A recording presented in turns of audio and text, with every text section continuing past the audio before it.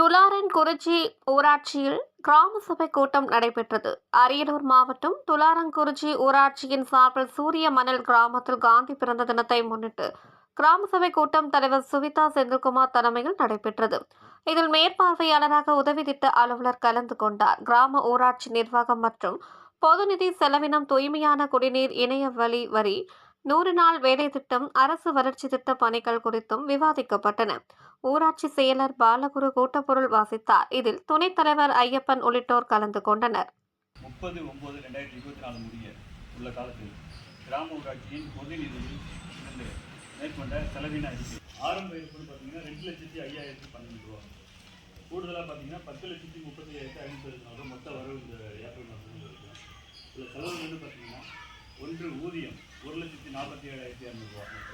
2 எழுது கோவச்சதி கேட் வால் பயன்படுத்தினால் 13,950.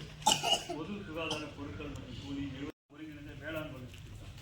மேற்படி கணக்கெடுப்பினை அடிப்படையாக கொண்டோம். கிராம ஊராட்சிகளில் ஏற்கனவே உள்ள அடிப்படை வசதிகள் மற்றும் இதர வசதிகள் ஆகியவற்றை கருத்தில் கொண்டோம்.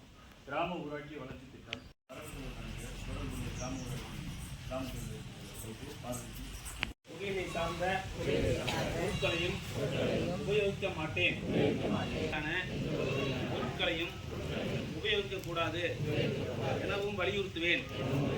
பள்ளி, கல்லூரி ஆகியவற்றை சுற்றி 100 கஜ தூரத்திற்குள் புகையிலை பயன்பாட்டையும் புகைப்பிடித்தல் இல்லாமல் வைத்திருக்கவும் என்னாலான அனைத்து அலுவலகங்கள் மற்றும் புகையிலை பயன்பாட்டின் தீமைகள் குறித்த விழிப்புணர்வையும் மேம்படுத்த மேற்கொள்ளப்பட வேண்டிய அனைத்து பணிகளும் கட்டாயம் கிராம ஊராட்சி வளர்ச்சி திட்டத்தில் VPGP இடம்பெறுவதை உறுதி செய்தல்.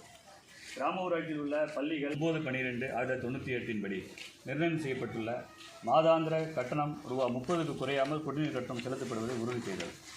அனைத்து மேல்நிலை நீர்த்தேக்க ஜல்ஜீவன் இயக்கத்திற்கு குடிநீர் குழாய் இணைப்புகள் வழங்கப்பட்ட பின்னர் வீட்டில்